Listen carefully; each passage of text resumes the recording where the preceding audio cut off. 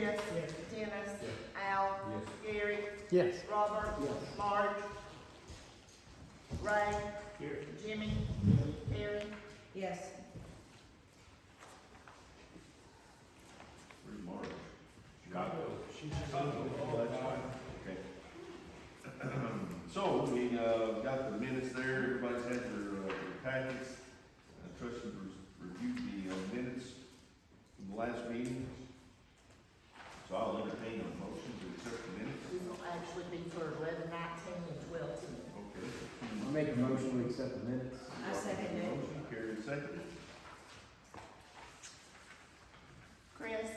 Yes. Dennis. Yes. Al. Yes. Gary. Yes. Robert. Yes. Ray. Yes. Jimmy. Yes. Terry. Yes. Okay. Next up is the clerk's report. If you've all reviewed that, then I'll certainly accept the motion. Dennis made the motion, Second. and your second. Dennis. Yes. Al. Yes. Gary. Yes. Robert. Yes. Ray. Yes. Jimmy. Yes. Terry. Yes. Chris. Okay, next up would be the treasurer's report. I'll review that, and certainly accept it. I'll entertain a motion. Al made the motion, Dennis seconded. Al. Yes. Gary. Yes. Robert. Yes. Ray. Yes. Jimmy. Yes. Terry. Yes. Chris. Yes. Dennis. Yes. Okay, next, I have invited the state board of 911 to come up and speak with us, enlighten us on the procedures for 911. And so, CJ Engel is here this evening. I'd like to have him come up and give us a little talk. Thank you, Judge. Thank you, Quorum Court. Appreciate you guys having me up to visit with you tonight. And it's a pleasure to be here, spend this evening with you. Kind of get right to the chase. I want to say thank you, whether or not you know it. You have recently invested in your 911 center through an upgrade of your 911 call handling equipment, your call processing equipment, your CPE, over at the sheriff's office. I know that's a big expense to have out of the county budget when you're not necessarily prepared for it. I assume that you guys must have been somewhat prepared, or you had funds to set aside. Maybe it came out of the general fund, not exactly sure where you guys pulled it, but we appreciate the investment that you guys are making in your 911 center here in Fulton County. Believe, Judge, that was a cost of $60,000 up front. You'll also have a $1,500 a month maintenance charge on that equipment. So as a state 911 board, we're responsible for a few different things, but two of those includes 911 funding.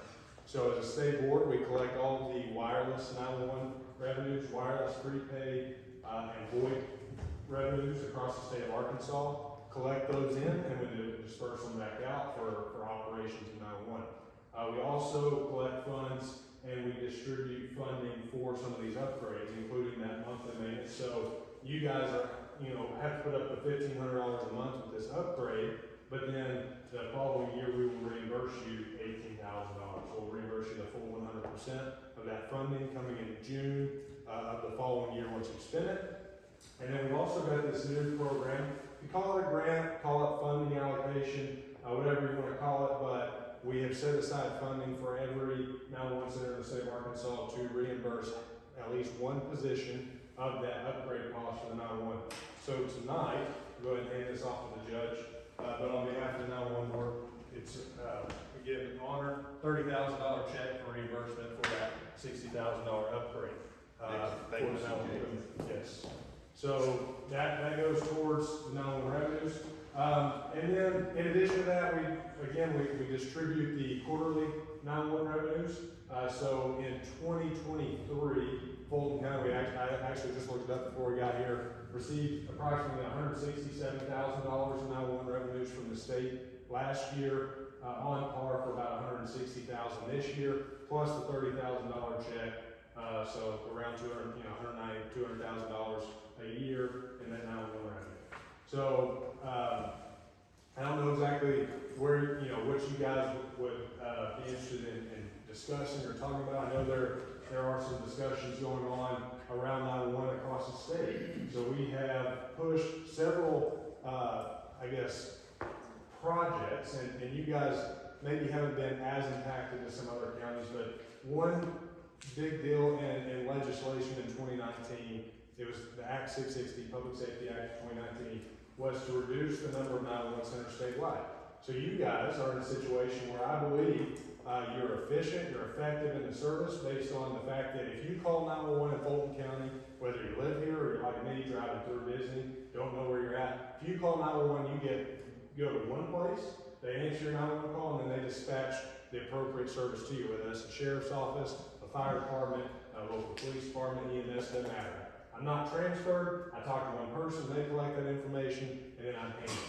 If you go to some counties across the state, it's not that easy. If I'm driving on I-30 in central Arkansas and Saline County, for example, prior to 2019, I could have called 911 and got Saline County. I could have got the city of Benton, or I could have got the city of Bryan. And if I needed one of the other entities, they'd have to transfer my 911 call. And then if I needed medical help or state police, they transfer my call again. So there's a potential that you're transferred 3 or 4 times with one 911 call. So in 2019, legislation was passed that would create efficiencies by reducing the number of 911 centers across the state. So we've had 15 counties where we have consolidated 911 centers down to 1, or 12 where we've gone down to 1, and then 3 additional ones where due to higher populations we're allotted 3. So that's one big project, may not have impacted you guys as much, but definitely something to know about in the 911 realm in the state of Arkansas. Another big project that would impact you guys, or has, that you may not know about, it's called Next Generation 911. It's an implementation project in this legislation that we were given the responsibility to pursue, is to help implement Next Generation 911 statewide. And basically what that means is we have moved our 911 network off of legacy copper wired line technology to more modern, IP-based private ESI nets, emergency services IP network, that gives more capabilities in the hands of 911 center as far as their location services, faster call setup time, so my 911 call gets to the center quicker, better capabilities for call volume, so if you have multiple people calling 911 and your operator's busy, that there's a built-in redundancy where it can roll over to the next appropriate center automatically. And so there's definitely some technology implementations, and just before this meeting, we actually ran over to the center, and the telecommunicator on duty said that she had a call recently, that 911 call came in, ATV incident, didn't know where it was, and they were able to basically locate the caller down to a few feet and send services to them. So that's the type of efficiencies and service improvements that we're trying to push statewide, and hope that you guys feel a benefit of that. Again, that is in the Next Generation project. There's about a $35 million project statewide for all 75 counties, so that you guys are getting on being basically paid for by the state 911 board through our state 911 revenues. So again, I hope that's a benefit to you all. Judge, where would you like me to go from there? Well, let's talk about how the fees are allocated, through capturing every call, how important that is, and how that fits into the 911 revenue. Yeah, so absolutely, thank you.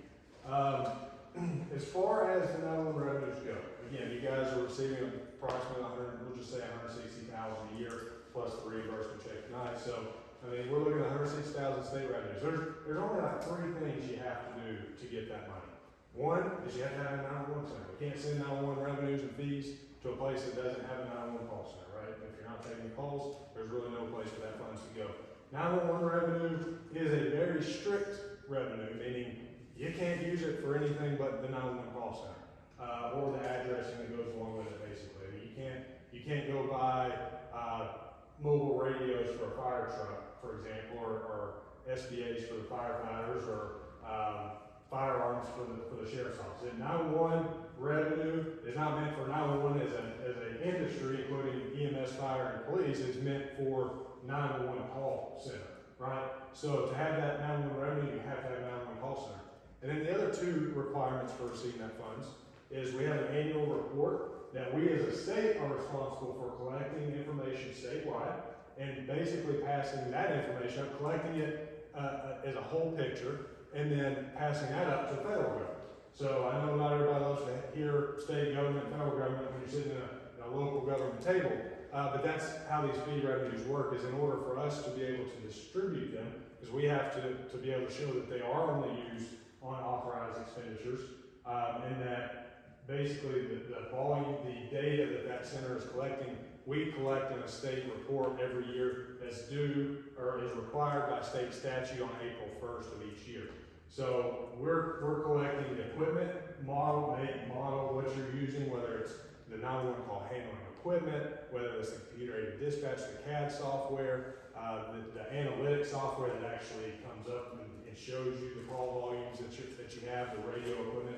So we're collecting, data on the local PSAPs, 911 centers, to know how you're operating, the staffing levels that you operate at, how many staff you have budgeted versus how many you have actually hired, and if you're underemployed, basically, if you have a shortfall of employment, what your salary ranges are, because we're comparing, every corner of the state as a bigger picture to see what we're doing over here, because one goal of this state board is to help standardize and provide the same level of service, whether I'm traveling through in Little Rock, or go to Texarkana, or go to Bentonville, or come to Salem, or Jonesboro, that matter. The ideal situation is that if I call 911 in the state of Arkansas, I get the same level of service and I'm handled the exact same way. So that's standardization.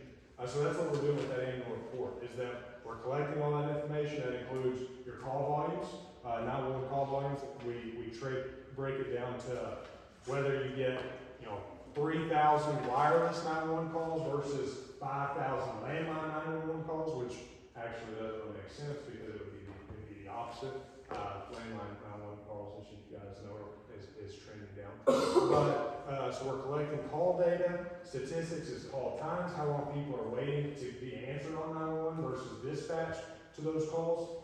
And then the third thing that you have to do, in addition to have a 911 center and then basically provide a report every year that we pass up to the FCC, is you have to have training. Your 911 telecommunicators have to be trained in a basic 40-hour telecommunicator 911 course. And then we're also looking at, that's in the statute now, and then we're looking at a continuing ed requirement for the future that we're not to yet, just yet, but we are working that way. But in order to receive that funding, those are three things you have to do. You have to have the center basically provide a report on the statistics and the data of your center, and then your center has to be trained. And the training requirement is that 60% of your staff have to be trained in this 40-hour basic course, but 100% of your employees that have been here a year or longer have to be trained. So if you've been a dispatcher 911 operator for a year, you have to have this training. If you show a roster that doesn't, you don't qualify for the funding until you can prove that training's been done. And so that is full-time employees, part-time employees, it doesn't matter. If you're answering a 911 call, you have to be trained in this 40-hour basic. There are several entities that provide that training. Some of them are paid to play type deal. You've got the Association of Public Safety Communication Officials, APCO, National Emergency Number Association, NENA. The Arkansas Law Enforcement Training Academy provides it in the state of Arkansas for free. You just have to send your dispatchers to those courses for a week. So there are several options to get the training, but you have to be trained in that to qualify for any funding. So as far as from us, we don't get involved necessarily in your operations day to day, but there are certain things you have to meet to continue to qualify for that funding coming in. Okay, CJ, so we're working towards having our 911 call center stand alone in our old sheriff's department. What are the trends that you see other counties doing with regards to their 911 call centers? Yeah, that's a great question. So over the last few years, I think this has become a bigger and bigger issue as far as a statewide approach, and I think it really became an issue, and it got pointed out through the consolidation process that we do have in those 15 counties. So for years, 911 typically in most counties has sat within a law enforcement-based entity, and today, went to visit with the sheriff, it's in the sheriff's office today. Absolutely nothing wrong with that, I'm not gonna stand up here and tell you that there is. But the trends, and what we're seeing as a best practice is that 911 has become such a solely dependent, industry, meaning it's not just law enforcement as users now. We've got law enforcement, EMS, fire, and there's a benefit to the citizens that the focus of 911 is on the 911 callers that pay the 911 fee to make sure your calls are answered. And so we've got to put the priority on the 911 callers, the people that are paying the fees to help fund the centers that we operate.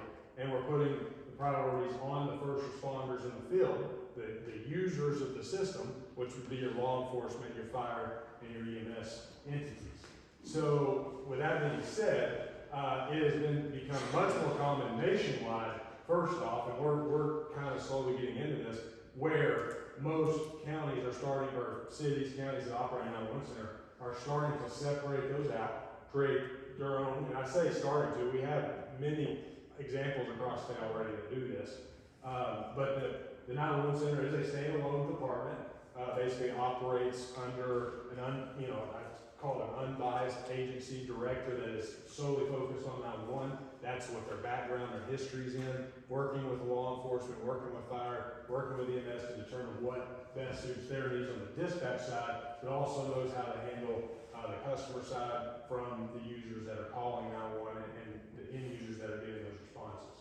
So it is much more common due to liability reasons to pull 911 centers out of jail.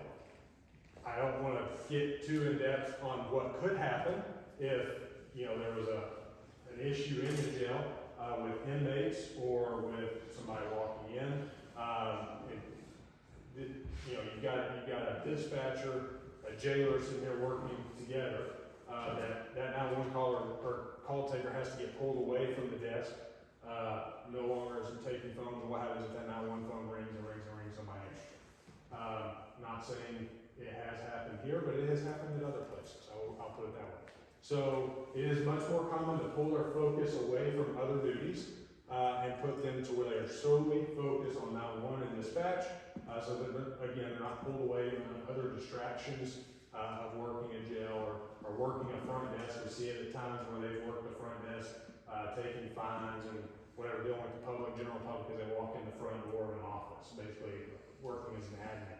So more and more counties are working towards that separation of duties to where they are solely focusing on 911 dispatch and giving the absolute best level of service to those people, the citizens and the visitors of your counties that are coming in and may need those services. So I think, again, to answer your question, it's definitely something that has been looked at statewide, nationwide, and is moving in that direction more often than not. Yes, sir. I've talked to several other treasurers across the state. Why is everyone's 911 revenue dropping? So 911 revenues as a whole is based on a couple of different things. So you've got your wireless 911 revenues, which basically, as more people move into the state, wireless revenue is $1.30 per line, or per line, per household for wireless. So you expect as more people move into the state that the wireless income or revenues go up, which we have seen that trending over the last couple of years. The problem is prepaid revenues is a big portion of the statewide 911 revenues. Prepaid would be a situation where you go to Walmart or the Dollar General and you buy a $50 call card, or even nowadays Verizon, AT&T, they offer what's called a prepaid plan, which means you basically have a monthly service, but you're prepaying it. That would qualify as the same thing. Those revenues we've actually seen decrease significantly. So over the last 4 or 5 years, we've seen the prepaid revenues because it's a 10% point of sale transaction. Since it's linked as a percentage and not as a per transaction cost, we've actually seen prepaid costs. Basically, the cost may stay steady or they might decrease a little bit. It gets cheaper to buy prepaid. Or you get more minutes for the same amount of money, so you're not buying as frequently. Yeah, the wireless, I sort of understand it, but our wireless has dropped too over the last, which, you got that paper I gave you? Angel, did you have that? You talking about the Yeah. sales tax? No, we're showing, The state nine-one-one board revenue. Yeah. So that's, so revenues from us, the quarterly revenue that you get from us as a board is, Yeah, here you go. you have the 40,000, we get across the board. well, 40,000 shouldn't drop. You get $40,000, from the state emergency management agency, that's called the Rural, 911 Enhancement Act, it's Act 442. That number stays the same, you get $40,000 every year, it's based on your population. Landline 911 revenues come in directly from the telecom companies. Those have obviously decreased because more and more people have dropped landlines. They either move to a VoIP type setup or drop it completely because everybody has a cell phone just about, right? Well, So your landline revenues has gone down. Right. And then wireless, prepaid, and VoIP are all packaged together and come from the state board as one distribution. So you've seen those drop because of that prepaid revenue going down. Because the prepaid over the last 5 years statewide, we've seen a decrease of about $5 million a year, and that's due to cheaper costs for prepaid revenues. Now, again, another factor is growth. So based on state statute, the funds are distributed based on your population as a percentage of the state of Arkansas. So and it's done every decennial census, federal census. So in 2020, if you had counties like Benton County and Northwest Arkansas, Washington County, that grew to a higher percentage of the state's population, that shrunk the remaining 73 counties' share of that population. So in 2020, we redid the distribution population percentages, so most counties, other than some of the bigger ones that have extreme growth, have seen a slight decrease because of that, but it's mostly because of the decrease in prepaid. So it goes off of population, not number one, That's the number of 911 calls. That's correct, Okay, yes. that's what I thought it was. And just so you know, you guys understand too, when we distribute funding, it's not even based on what you spent. It's, the only check that's a reimbursement is that one I just brought you. Yeah. Everything else you get quarterly or yearly is based on that population, and it only changes every 10 years. Right. Right. Yeah, cause it's, I mean, like in 2020, we brought in over 288,000, and right now we're at about 180. In 2020. So we're looking about within 5 years, $100,000. Yeah, I will say 2020 is a bad year to start with.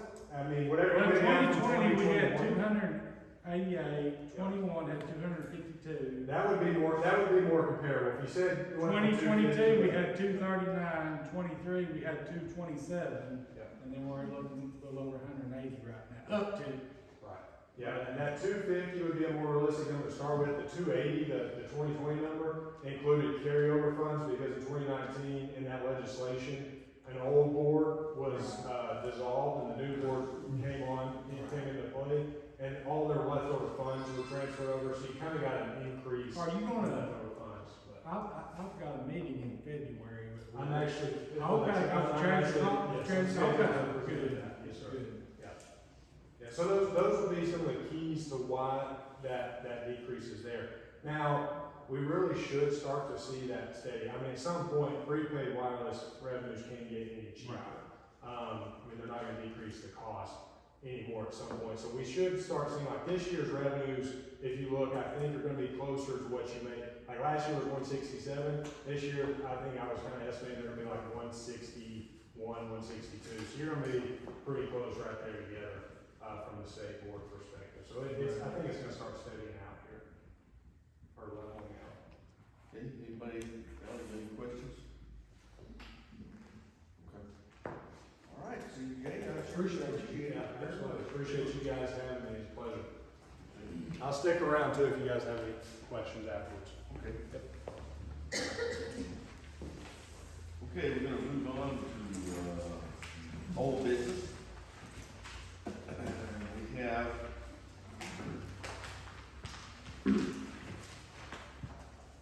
We have an animal control ordinance here, ordinance 2024-18, that, we need a motion to put on the first reading of it.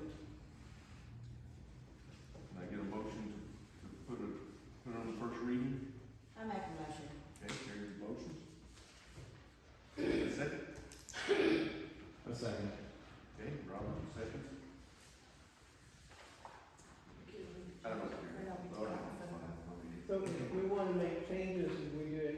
before or after the first reading? Well, after, we're gonna read it, we don't know what changes to make until we read it, okay? And then, we'll discuss it, and then we'll, if everybody is in agreement, then we'll put it on the second reading, okay? All right, here we go. Be it ordained by the Quorum Court of Fulton County, Arkansas, Section 1. First of all, this is an ordinance for animal control in Fulton County, Arkansas, and declaring an emergency. Be it ordained by the Quorum Court of Fulton County, Arkansas, Section 1, definitions. Enforcement officials shall mean a certified law enforcement officer or animal control officer. Cat shall mean animal, both male and female, which is the progeny and descendant of the species Felis catus or Felis domestica. Dog shall mean animal, both male and female, which is the progeny of the descendant of the species Canis familiaris.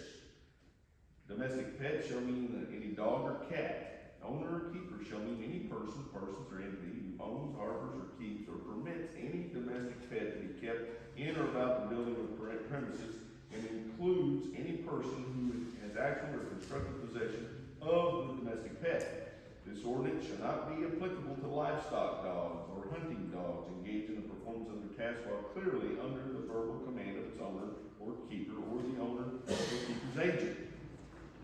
Section 2, disturbances and nuisances. An owner or keeper shall not permit a domestic pet to commit a disturbance or nuisance as hereafter defined, make excessive noise to disturb adjoining homeowners or residences within close proximity to one another, cause damage to personal property, scatter refuse, harass pedestrians, bicyclists, and others passerby, attack people or other animals, obstruct traffic, cause any person to reasonably fear bodily harm or sustain bodily injury by attacking or threatening to attack any person other than the people who are in the act of trespassing upon private property of the owner or keeper of the domestic pet, or otherwise be a nuisance or create a disturbance. Owners or keepers who permit a domestic pet to create a disturbance or nuisance as defined herein shall be subject to penalties as are hereafter provided and as are otherwise provided by law. A person may kill a domestic pet that suddenly assaults him or when necessary to discontinue an attack upon a person or another person provided the attack or assault does not occur while the domestic pet is restrained within an enclosure containing the domestic pet or in the premises of the owner. A domestic pet found wounding, killing, or worrying another domestic pet, a domestic pet or fowl may be killed when the attendant circumstances are such that the killing is reasonable necessary to prevent injury to the animal or fowl, which is the subject of the attack. Section 4, penalties. Any owner, keeper, or person who violates any section of this ordinance shall be subject to the following progressive penalties. At the option of the enforcement official, the issuance of a warning letter notifying the owner or keeper to take action to prevent the domestic pet from causing a disturbance or nuisance. A fine of $50 for the first and second violation, $75 for the third violation, and $100 for each violation thereafter. Each day that the violation shall constitute a separate violation. Section 5, severability. Any part of this provision of this ordinance shall be considered severable and invalidity of any part or section. Invalidity of any part of this section will not be held to invalidate or any part or provision of this ordinance. Section 6, this ordinance is necessary for the prevention of public peace or preservation of public peace, health, and safety. An emergency is therefore declared, and this ordinance shall be in full force and effect from and after its passage.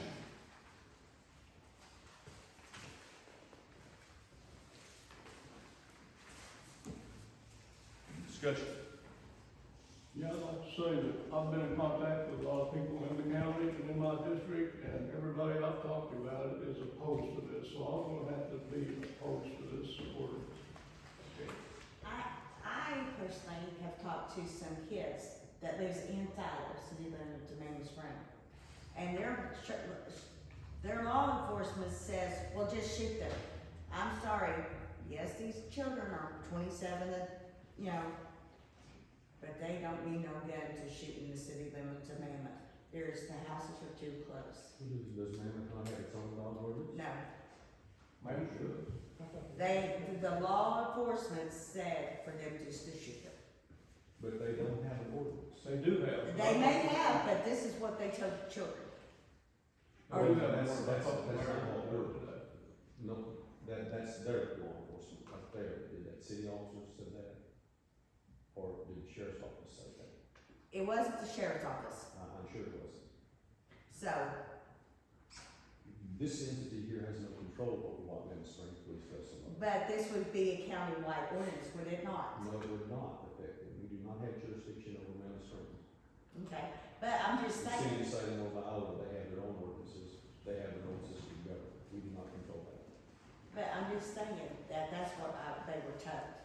Whether it's the right or wrong thing, but if there is a dog problem around the neighborhood of wherever it lives, whether it's in the county, in the city limits, or outside the city limits, they should be able to protect their animals. Well, probably, but that's not an issue here. We have no control over what happens inside city limits and Mammoth Springs. This Quorum court has no control over that. They have their own system of government up there. They would have to control what happens inside and whether that's the proper conduct of police. That is not our word here. This is outside municipalities. That's what I'm saying. I wasn't really worried, but that was just my example, Yeah. was this. What I'm worried about is, I lived I had 5 acres, off of Timber Ridge in Black Oak. I kept my dogs chained up. I kept my dogs at home because I wanted my animals to be where they were supposed to be. But that's a small community, and that's a small little acreage community, the old Hosanna Heights area. That's the same thing as this is what they're saying here. For this lady that lives in Hermosa, Mimosa Estates, can I say something? Can I ask? You may. Where are your people? Where are your people? My people, they're in Mammoth Springs, they're in, rural Mammoth, they're in, different districts in the county, I suppose, Okay. different ones all over the county. And Different are organizations. they within a half acre of each other? I'm not sure about that. Okay, well, where I'm at, half acres. Ray can tell you exactly where I'm at because he has a property in there that he bought. Used to. Your name's still on it, they need to change it. But anyway, he can tell you where I'm at. We are very close together, are we not? Yeah. Okay. A little subdivision. It's a little subdivision. And the dogs, when a dog, we just got through fencing off, you drive through, 400 and some feet, we fenced off, we've been there 22 years. To keep the dogs out of our yard, so we don't have to shoot them. But now, 10 minutes straight last night I stood out, it was all night.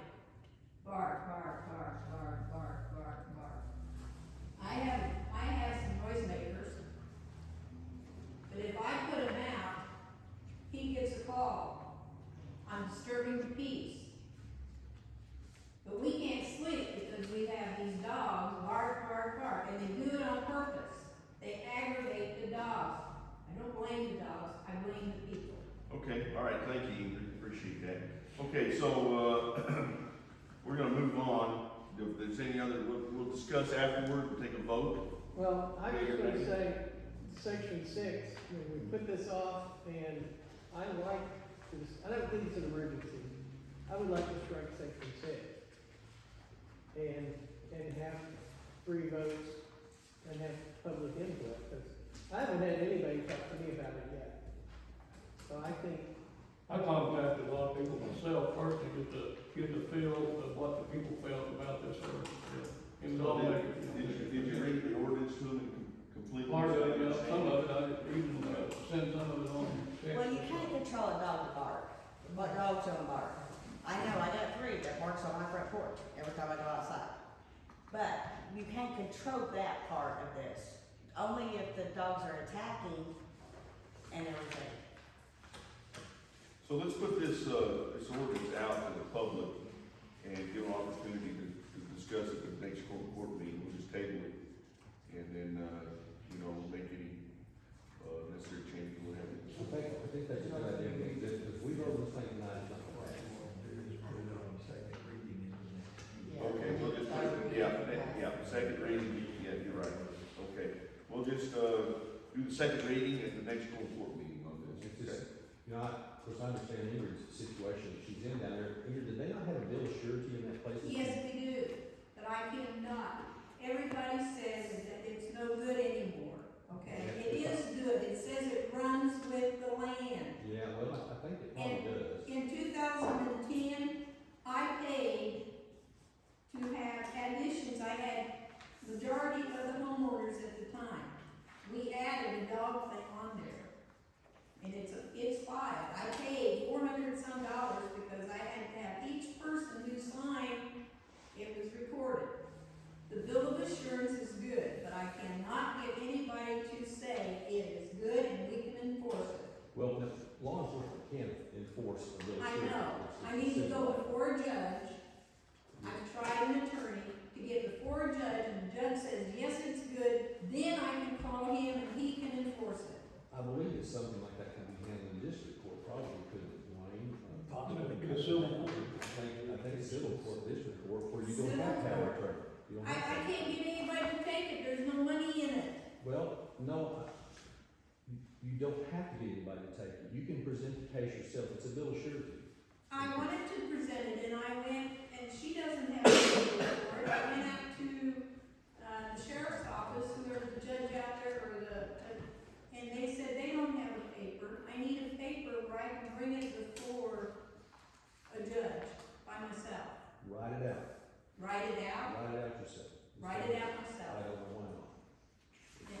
And then what do I do with that? Well, Do I come in? the purpose of misdemeanor civil court out there is so that someone like yourself, that's not a skilled judicial person, can represent themselves Right, in something from a common sense approach. You can tell your story to them, to the judge, just like you're telling it to us.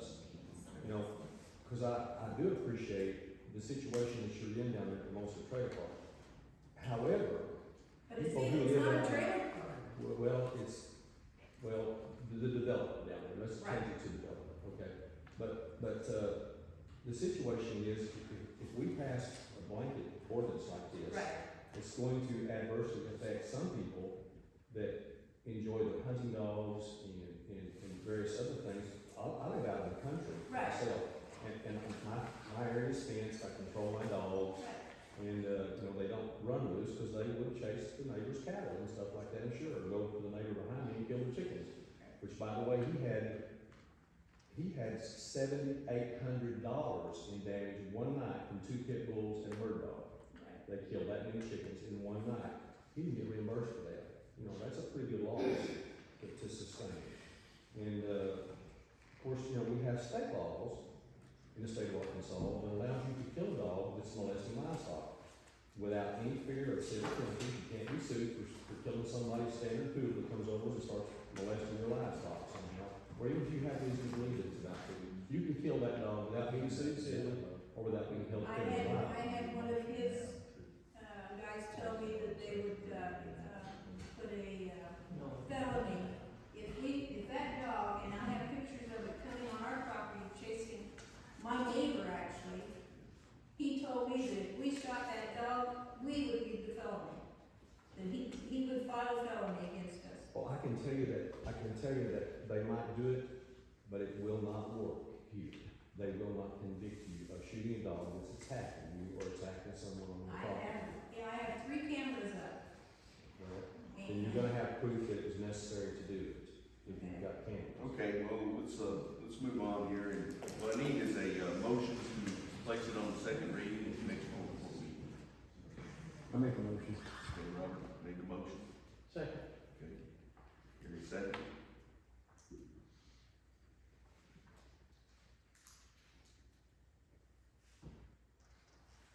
Gary, Yes. Robert, Yes. Ryan, Yeah. Jimmy, No. Carrie. Yes. Chris, No. Dennis, No. Al, No. Can't run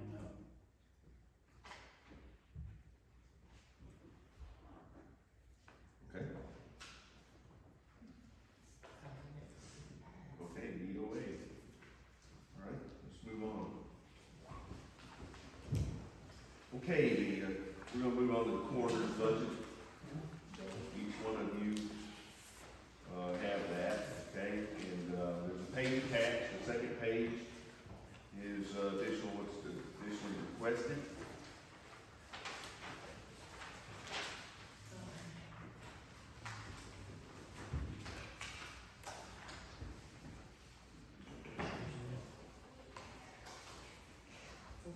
So basically, he's requesting $2,000 for his deputy, $1,200 for cell phone, $100 a month cell phone, $500 a month, $6,000 per year for facility rent and use, and $20,000 to purchase a new used Suburban. In addition to, a budget of $29,159.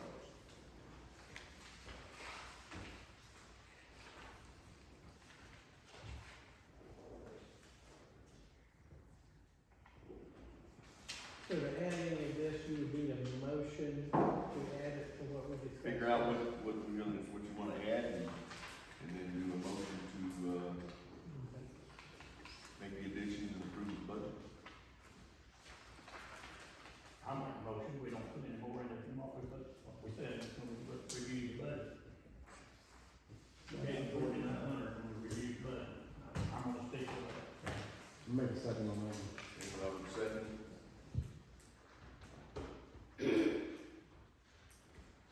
And my reason before we do anything is that if you add up in the counties around us, he's already exceeding their budget as far as the quorum. So. Well, no, not necessarily, because I got short I counties. understand, he don't have a coroner's office, and I understand all that. But the problem is, that's not, I mean, I like Steve, he's a professional, and I believe everything he does, and I thoroughly appreciate him. But the point is,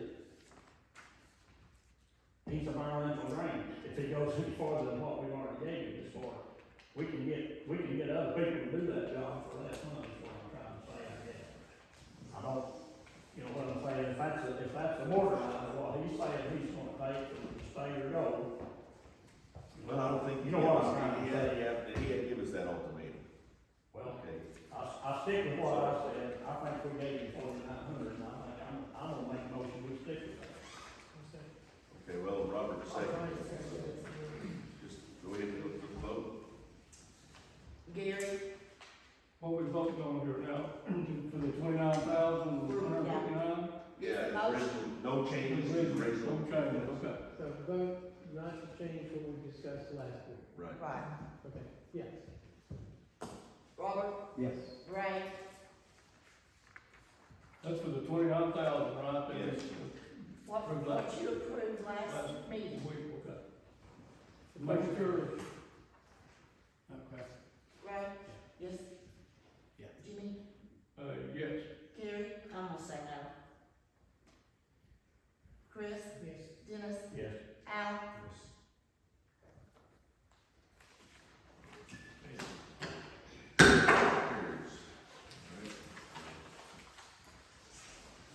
All right, next up is, 2025 budget final ordinance.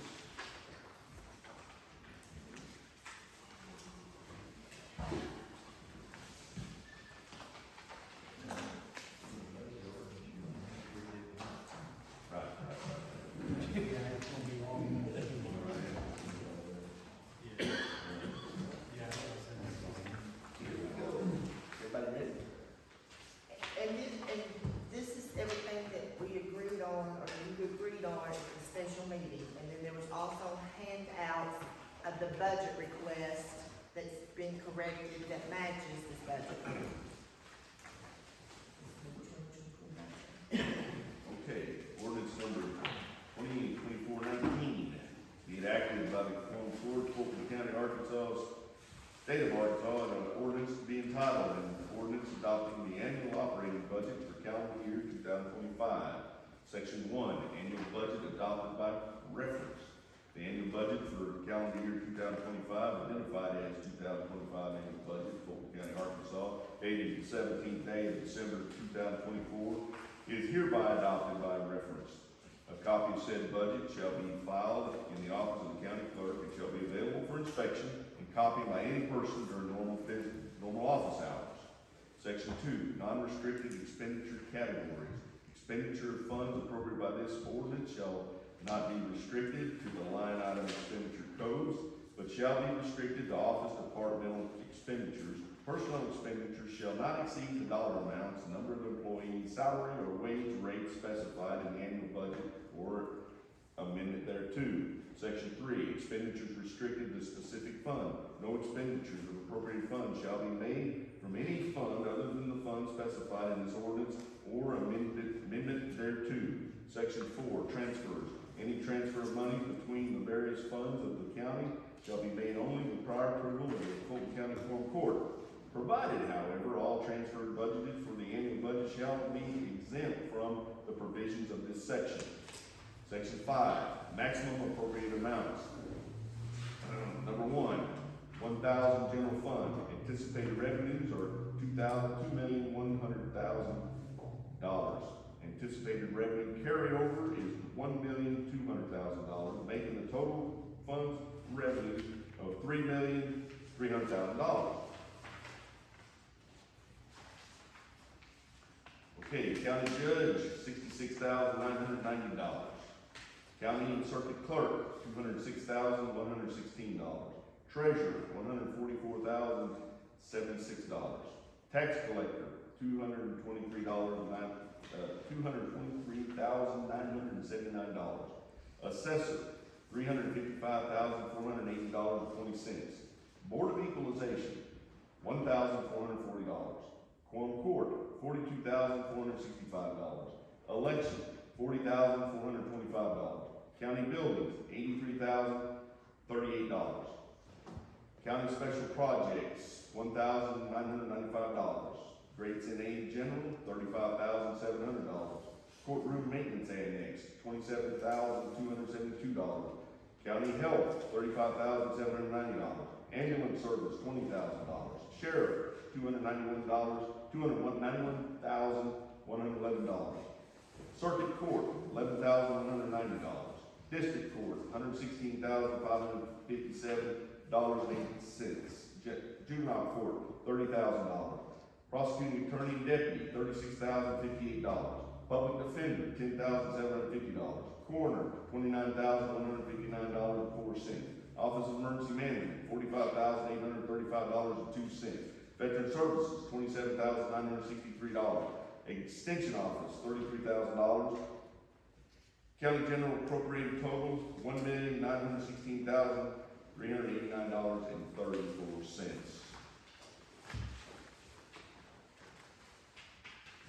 Okay, number 2, 2000, County Road Fund, anticipated revenues of $2,100,000. Anticipated carryover is $1,300,000, making total revenues of $3,400,000. County Road appropriation total, $2,294,585.84. 3,000 Treasurer's Automation Fund, anticipated revenues of $22,000. Anticipated revenue carryover, $105,000, making total revenues of $127,000. Treasurer's Automation appropriation, $26,230. Number 4, Collector's Automation Fund, anticipated revenues, $30,000. Anticipated revenue carryover, $190,000, making total revenues of $220,000. Collector's Automation appropriation is $41,769. Circuit Court, 3,002, Circuit Court Automation, anticipated revenues, $4,200. Anticipated carryover, $12,000, making total revenues of $16,200. Circuit Court appropriation, $5,596. Number 6, Fund 3003, District Court Automation. Anticipated automation, $6,000. Anticipated carryover, $8,800, making total fund revenues of $14,800. District Court appropriation total, $22,250. $2,250. That's what it says. District Court appropriation total, $2,250. Okay? No, I didn't say $22,000. Okay. Let's move on. Number 7, 3,004. We're going, guys.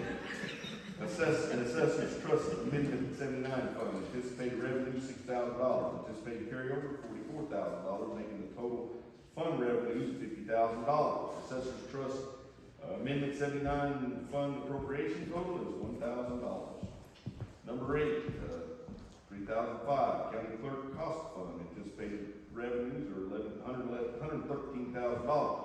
Anticipated carryover is $308,000, making the total revenue fund is $421,000. County Clerk Cost Fund appropriation, $110,831.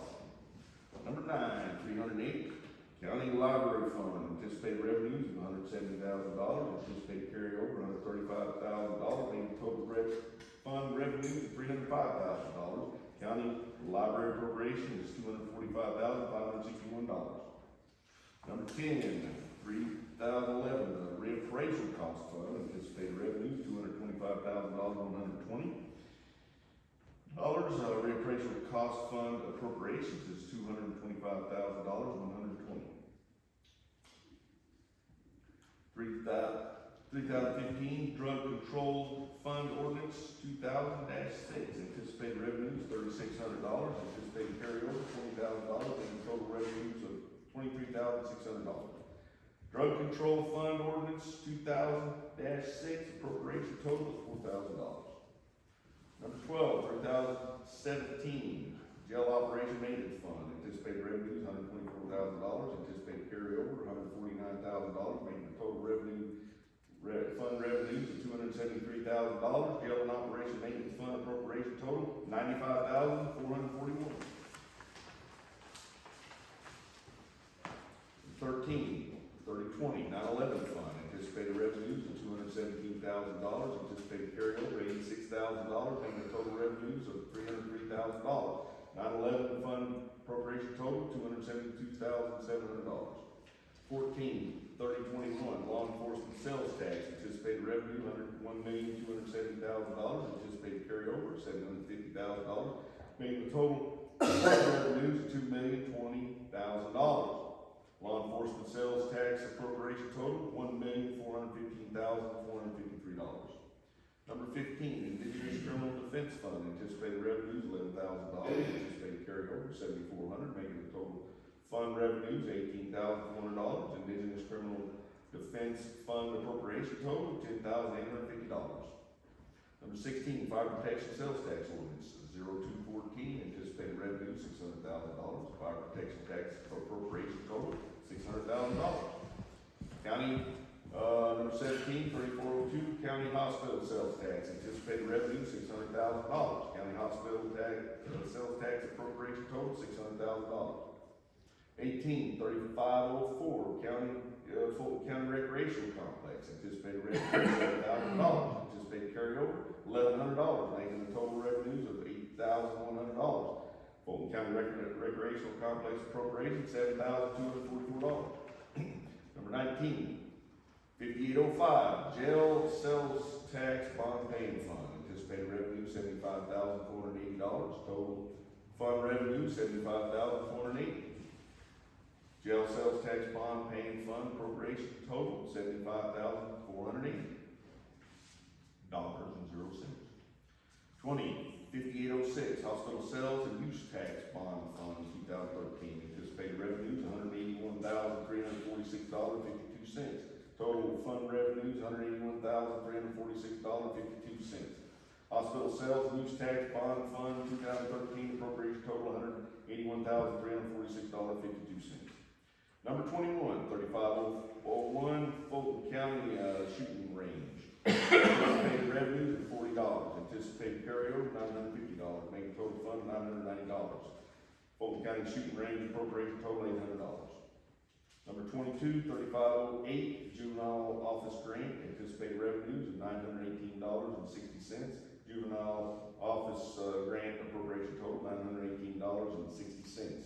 Number 23, Fund 01006, ARPA Revenue Replacement Fund, anticipated revenues are $0.00. Anticipated carryover $33,000, making the total fund revenues $33,000. ARPA Revenue Replacement Fund $33,000.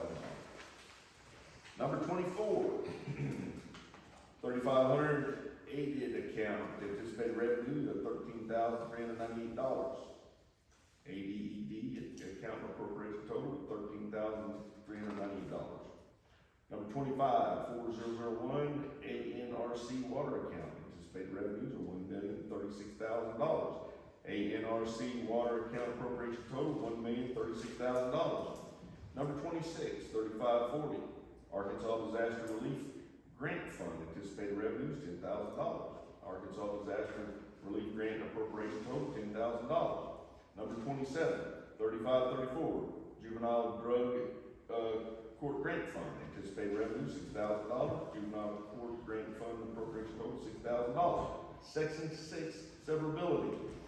If any of this provision of this ordinance or the application thereof, any person or circumstances are held invalid, such invalidity shall not affect the other provisions of the application, and which can be given effect without the invalid provisions or application, and to this end, the provisions of this ordinance are declared to be severable.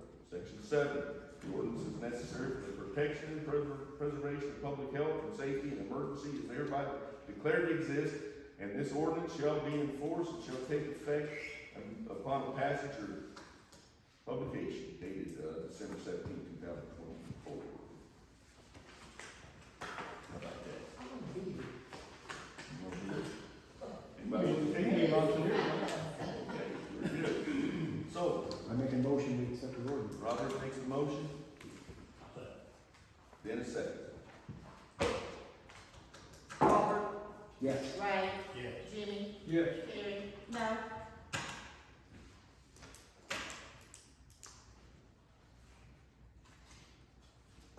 Chris? Yes. Dennis? Yes. Al? Gary? Yes. Okay, Since that ordinance didn't pass, we can use that number, right? Yeah. The one that didn't pass? Yeah. Yeah, we'll need that. motion passed.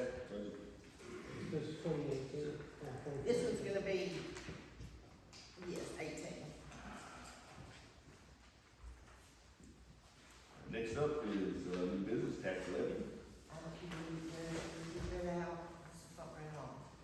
If that's okay. That's fine. An ordinance levying real and personal property taxes for the county, municipal, and school districts, and the improvement district tax for the year 2024 collected in 2025. Whereas Arkansas Code 1414-904 requires the Fulton County Court at its regular meeting in November, December of each year shall levy the county taxes, municipal taxes, school taxes, and improvement district taxes for the current year. County, general, real 3 meals, personal 3 meals. Library, real 1 meal, personal 1 meal. Road, real 2 meals, personal 2 meals. City of Ash Flat, real 1.93 meals, personal 1.93 meals.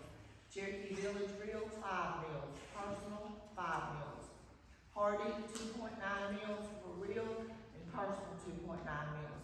Horseshoe Bend, real 5 meals personal, or 5 meals real and 5 meals personal. Meadow Spring, real 5 meals, personal 5 meals. Salem, real 5 meals, personal 5 meals. Viola, real 4.79 meals and personal 4.79 meals. School District Highland number 42, real 30 meals, personal 30 meals. Meadow Spring number 2, 35 meals real, 35 meals personal.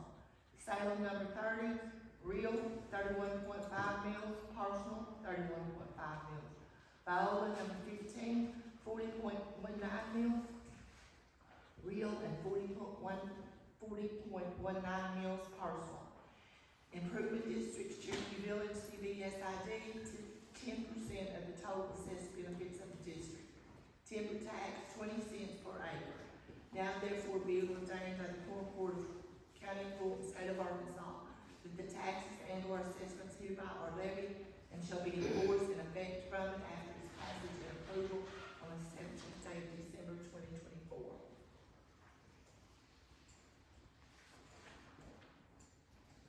Okay, I'll accept the motion to accept that. I'll make a motion. Jimmy makes the motion. Robert seconds it.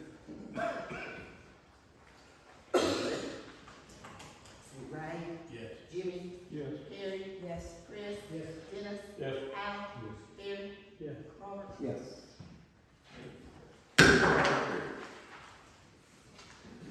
All right, next up. Appropriation transfer cleanup, partial. Okay. We laid one of these on everybody's desk. This is just a partial cleanup for 2024. There'll be another one in March, April. 1,000 county general appropriation, elections for salaries, $6,500. For circuit court, jurors and witnesses, $3,750.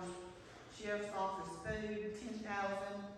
Fuel and oil, $5,000, making a total general appropriation of $25,250. Transfers in county general, from county buildings, from health insurance, $3,600, from maintenance and service contracts, $4,163. Two, salaries, $5,000, social security match, $871, retirement match, $1,772, and uniform allowance, $120. Transfer the OEM insurance, $571.40. Two salaries, $571.40. Transfer in the ARPA fund from the courthouse upgrade of $22,477.60 to the radio system upgrade, $22,477.60. District court automation appropriation, general supplies, $600, telephone, $400, total district court automation, $1,000. Appropriation to 911 salaries, $8,806.64.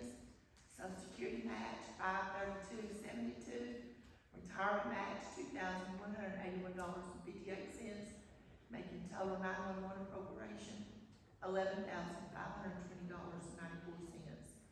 Transfers from 911 from the maintenance and service contracts, $6,000, to the machine and equipment other than vehicles, $6,000, from signs, $2,005.56, to the postage, $74, to dues and membership, $357, to meals and lodging, $1,320.46, and to training and education, $254.10.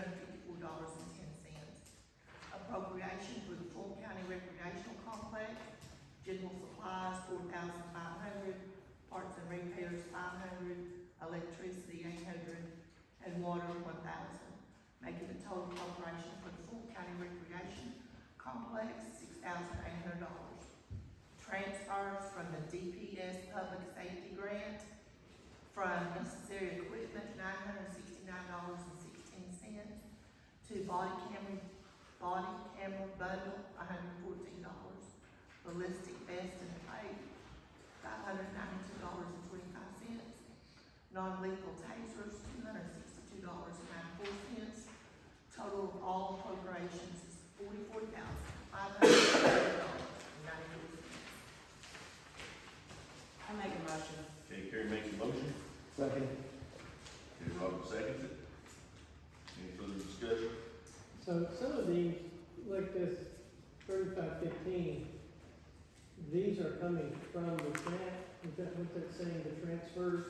Yes, yeah, they just had line items and, I mean, So we're taking it's it just in to the grant. clean it up. They got so much grant money,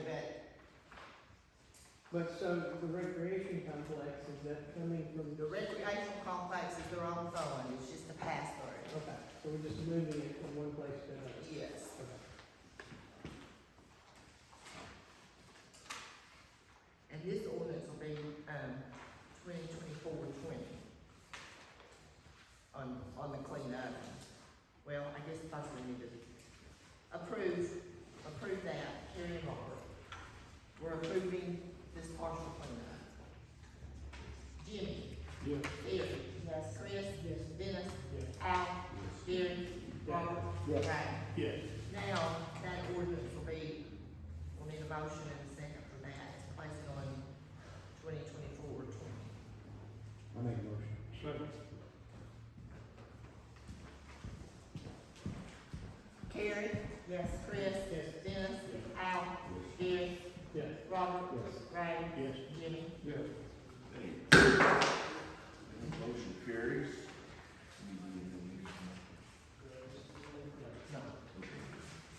All right, with that being said, we have one piece of business to take care of. Lastly,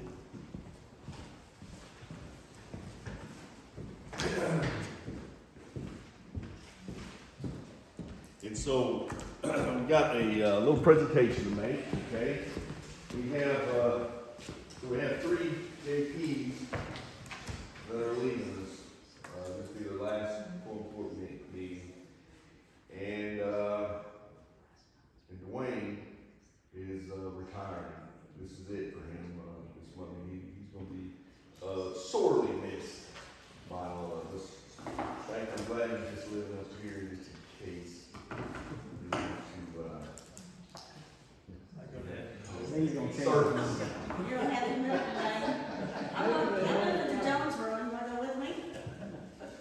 So first of all, Carrie, you come up here, please. So we have a little token of appreciation, presented to District 9 Justice of the Peace, Carrie Andrews, in recognition of outstanding service, representation, and leadership as a valued member of the Fulton County Quorum Court from 1 January 2021 to 31 December 2024. Thank you very much. I really appreciate this, and I have enjoyed serving in my community. I haven't got nothing much done, but I've enjoyed it. Well, no, we're good. Okay, Ray, you come up here, please.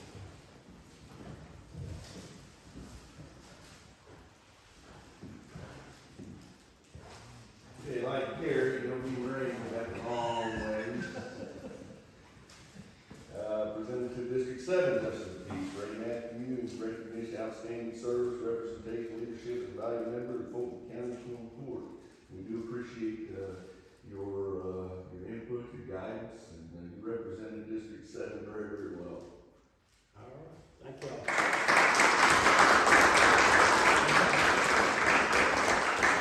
Okay, next up is Robert. Would you come up here, please? Okay, now I'm really sad to see Robert go because that makes me the only veteran in Fulton County government.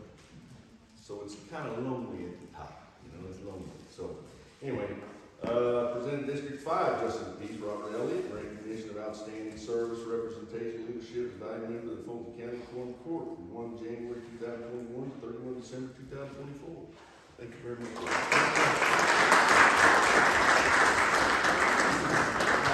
Would you come up, please?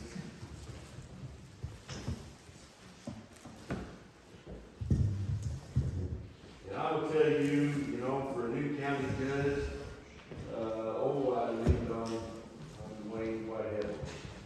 And so, presented the county attorney, Dwayne Plumley, in Assistant District Attorney, for outstanding service to the Fulton County Judge, the Quorum Court of Fulton County. Many thanks for your steadfast loyalty to the county, commitment, knowledge, vast experience, sound advice, and mentorship. We all appreciate what you've done for Fulton County. 48 years of service and commitment.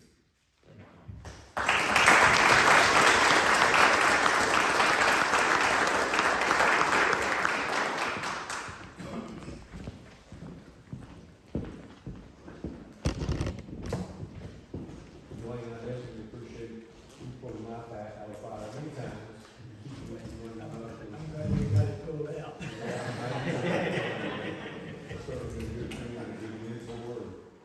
You have certainly been a police officer, prosecutor for many, many years, and we love you. Thank you. It's been a pleasure to serve. Always a good group up here. I appreciate everybody working together, and Fulton County's sure come a long way from when I first started working with the Quorum Court. We used to have to talk about shutting down the county government about August every year. Yeah, I remember. I remember those days. Yeah, you were there too. I also remember back in 1979, at a city council meeting, when I had made an application to be a police officer for the city of Salem.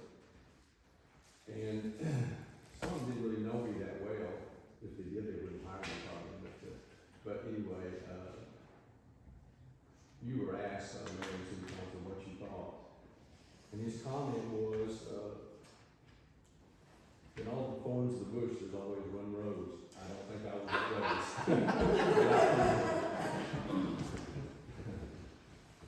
So I got it right. That's a great job. Well, I made a career of it, but partly because of you, so I appreciate it. Yeah, we had a lot of influence and a lot of impact on a lot of lives here, you know. So, okay, well, now I will ask for any public comment, if there's any comment from the public. And if not, I will, take a, okay, go ahead.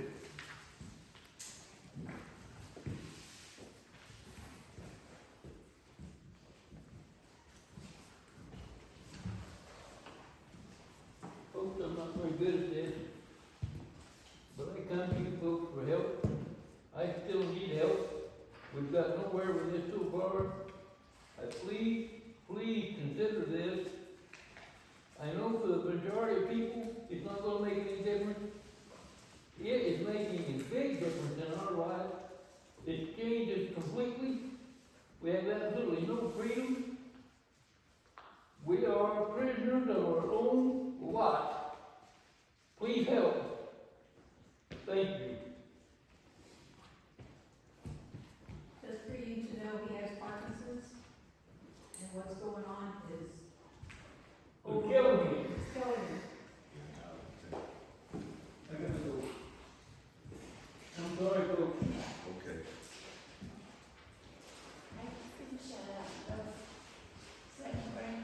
Oh, yes. Let's do some bragging here. Okay, and I will tell you, you know, I have been to high schools throughout this country. I spent 25 years in the Army Recruiting Command. So I've been to a lot of high schools in California, Washington, Oregon, Nevada, Minnesota, Iowa, North and South Dakota, Missouri, Illinois, and Arkansas. And so I think I'm very qualified to say this. We have three of the finest high schools, school districts in the country, bar none. Academically, fantastic schools. Matter of fact, I ensured all three of my sons graduate from Salem. I am the product of the Salem school system. Yep. And so, you know, athletically, you know, we have Viola, who's won state championships in baseball and basketball. Bama Spring 2A girls basketball, 2 years in a row state champions. And then we have Salem girls basketball, runner-up this year, state championship last year. And now we have the boys that brought it home to us, you know, state champion. First time ever, you know, in the 50th year of Salem Greyhound football. So I think a round of applause is in order. That's the sort of thing that puts Fulton County on the map. Okay, so very good. I have a neighbor that moved here from Ventura County, California. Wife is a biophysicist on the cancer research center, makes cancer drugs. And he was a trauma nurse at the Ventura County Hospital there, has seen every way that a person could possibly die. He has witnessed it in that emergency room. They're a fairly young couple, they have 2 kids. She's Chinese, so the kids are biracial, very intelligent, and I think they're a tremendous asset to our community. But, you know, they moved away for several reasons. One of the reasons that they moved away was because the school were questioning the girl about whether she was comfortable in her sexuality, and that's kind of the last straw for them. And so we're very blessed with what we have here. The reason that they picked Salem, Arkansas was they got on the computer, researched it, and decided that this was the best thing to do was Fulton County and Salem because of their school. It was why they made that decision. And I think that that's quite a credit to our community. All three of those schools are outstanding. When people are moving here from 2,000 miles away, from progressive states, Right. to ensure proper education for the kids says a lot for a small community of Wilmington persons. Okay, so anything else, anybody got anything else? If not, I will take a motion to adjourn. Make a motion, we adjourn.